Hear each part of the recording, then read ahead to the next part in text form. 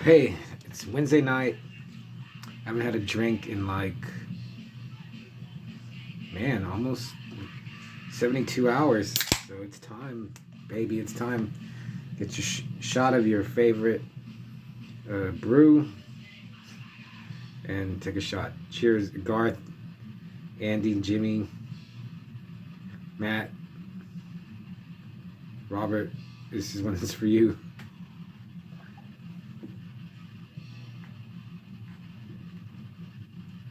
Man, I can't beat that. First, okay, I live in San Antonio. I don't know. Well, maybe your town is like my town. Stuff happens all the time, but we've had some killings on the south side, and nobody seems to know about this. But there's like a dim mock killer loose in our town. His hunting grounds are like the south side, it seems, and nobody knows about this. But I have reliable sources that there's a dim mock killer in town, so he's already wasted some scumbags. So we'll see what happens. Might never hear about it again, but we have a dim mock killer here, and it's awesome. So, cheers, dim mock.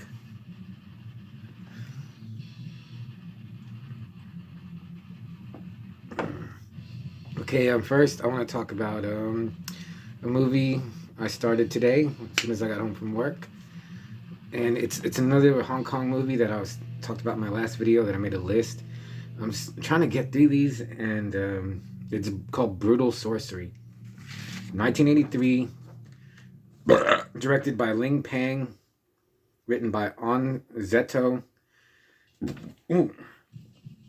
with actors Hoi San Kwan and Li Chan and Halo Nong.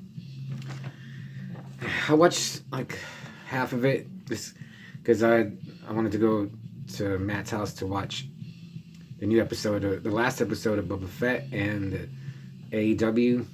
So I watched half of it, and it's no Seventh Curse.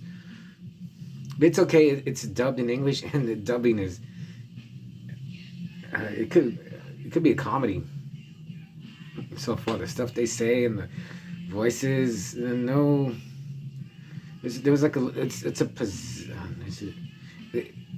it's called Brutal Sorcery. I mean, but the sorcery isn't that brutal so far.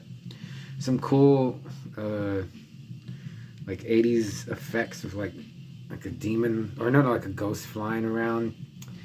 No gore, nothing too crazy yet, but maybe I'll finish the rest tomorrow, hopefully, and I'll give a better review. But that's what I watched. I mean, check it. Oh, I'll put the thumbnail of the movie cover for Brutal Sorcery.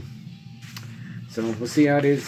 I don't have like too high hopes for it anymore, because we'll see. I'm glad I didn't buy it though. So I'll let you know if Brutal Sorcery is worth it a look. But I want to talk about, man, I'm reading Dean Koontz Hideaway, and damn, this is horrible. Jesus Christ. Dude, this book, it's only 320 pages, and I can knock that out pretty quick. I'm on page 243. I got less than 100 pages left, and I think I'm going to quit it, because this guy named Hatch and his wife, they're like suffering and healing because their son died of cancer. He was really young. The beginning was good. And like they go for vacation to try to like just try to re-spark their life after their son died. And it's not happening, and they get into an accident. They go over a hill, the side of a hill. The car falls into a river. It's cold. And Hatch dies, and then he's resurrected by this doctor who's like trying to beat death. So he was dead for like 80 minutes. He comes back, and all of a sudden he has this like a psychic link with this serial killer who also died, who wants to go back to hell. It's a cool premise, but Jesus Christ, like I have less than 100 pages yet, and okay, 242 pages, and finally things are starting. Okay, something's gonna happen. I was like, God damn it, Dinar Koontz. Like, let me see if I can find it. One of my glasses. I mean, like books. I don't believe that books have editors anymore. At least not for Dinar Koontz. I don't even see an editor. I don't believe that they edit his work, because this could have been cut down to like 200 pages. So like this dude Hatch has a psychic link with this killer who's just like a, he's all in black. He wears sunglasses at night. He's got long hair. He's real pale. It just seems like something that a teenager would think, oh God, this is really cool. He's a badass. He died and he wears black. And I was like, Dinar Koontz is like a grown man. Like, let me take another one. Look, Garth, I got my 99 whipped. And yeah, so the killer is not that cool. Ooh, I made it. And then I can't remember the wife's name, but after Hatch comes back to life, they decide to adopt a daughter, and oh my God, Koontz cannot. He has no, I mean, Jesus. You could write however you want, but yeah, just, he has no idea what children are like. She has like a gimpy leg. She has a couple of fingers on her. He only has like 3 fingers, like a thumb and 2 or 3 fingers on one of her hands. But she's just, other than that, she's gorgeous, like a gorgeous 10-year-old child, and she's like a genius. And it's just so dumb. Like, I don't know. I don't know why I can't forgive that, because I read crazy stuff and watch crazy movies, and this bothers me. Cheers.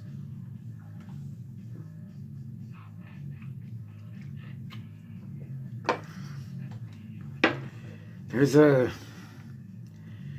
killer kills a couple of people.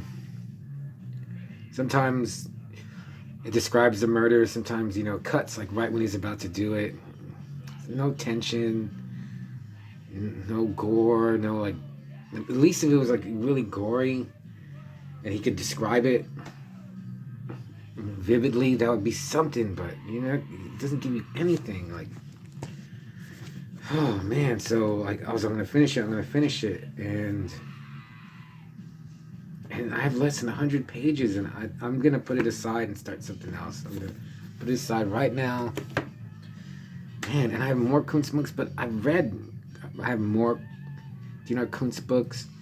I remember liking some of them, but man, because I think Stephen King is not that good anymore. Like, I was a huge Stephen King fan, and I've reread some of his stuff. I read Stand like 3 times, and it just got worse each time. Anyway, Koontz is,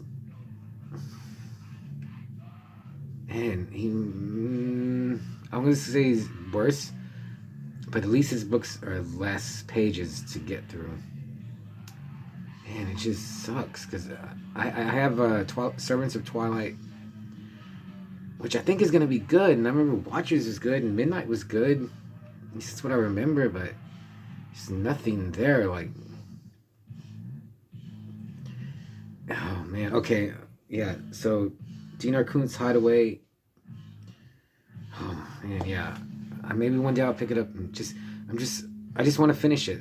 I don't care what's happening. I'm not engaged. I'm not interested. There's no good characters. Man. Which brings me to what I'm going to talk about next. Some comics that I got. Okay, I'll start with... I got this Flash. And I think this is a really cool cover. I think DC... Like, if you go look at the comics on the racks, I think DC has better covers, but... maybe not the best stories, but Flash is an awesome character. He's got one of the best powers. He's got super speed, and there's so much that can be done with this, and that they do in the comics that doesn't. It's not in the movies. I watched like the first season of the show. It sucks. They have no grasp of what the Flash, or who the Flash is, or what he can do. Art's really good. Story's decent, but it's the Flash, so yeah. I just have to. I just want to know what's going on with the Flash right now. And yeah, this is okay, but it's the Flash, so I mean, oh, there's so much potential there for a movie and better comics than that. Okay, I don't know why I have such a like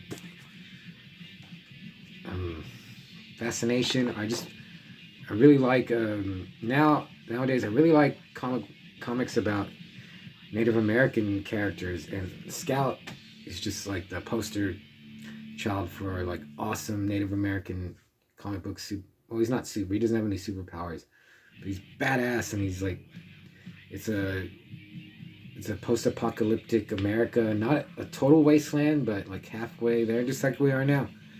And he just roams the desert, killing bad guys, fighting man, fighting the government. And Timothy Truman wrote and drew these. His art is so good. And it's a little dry. It's real dour. It's not funny. It's like I don't find any humor in this, but it's good. Eclipse Comics. I want to get more into like the old Eclipse stuff. And then there's this backup story called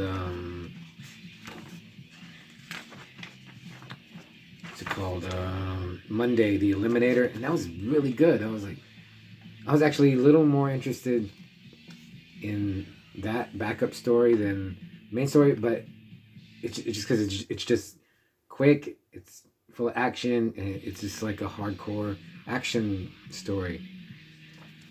And I think I have the rest of them, so I can read them. But yeah, Scout. Check out that mech. Awesome cover, and like I said, Native American characters. Turok, Dinosaur Hunter. This so good. Again, it's also written and drawn by Timothy Truman, and he just has this knack with Native American characters. And it has a T-Rex, has cannibals. Yeah, right there. I was sold on just action, dinosaurs. Yeah, Turok is great. I have this is number 9. I like the first 15. I want to get the entire series of Scout and Turok. So yeah, if you're into comics, check them out. And finally, oh my god, I just broke it. No, don't fall. Hold on a sec. Oh, I fell. Yeah, today was really no new comics. Well, I think DC came out today, but there were like no Marvel and indie comics. So I got the Sword of Hyperborea, and like I read that and I was like, Conan. But then I saw Dark Horse, Mike Mignola. Okay, this is Hellboy related. Dude, and this is awesome. Like it's gonna be a 4-issue limited series. I read this. This dude, his name's Gall Denner, I think. And I'm hooked. Like it's like a modern day and ancient warrior. Conan, Cole, Beowulf, Tarzan. It's just a tough, savage dude with a powerful sword, fighting evil. And Mike Mignola, he knows how to pick artists. Is an amazing storyteller and artist, and you can see but he sees the talent in other artists like Ben Stenbeck, who did the Sir Lord Baltimore. But yeah, and then I read this, and yeah, I'm glad I put this on my pull list at Dragon's Lair Comics. Yeah, really like this one. It's a good comic, and let's see what else. Let's see. I guess that's about it. Hopefully tomorrow I'll finish Brutal Sorcery, and I'll give the final word on that one. And what else? That's about it, I guess. I'm gonna save this, and comment, email me, or write me a letter. If you could write me a letter, that'd be best.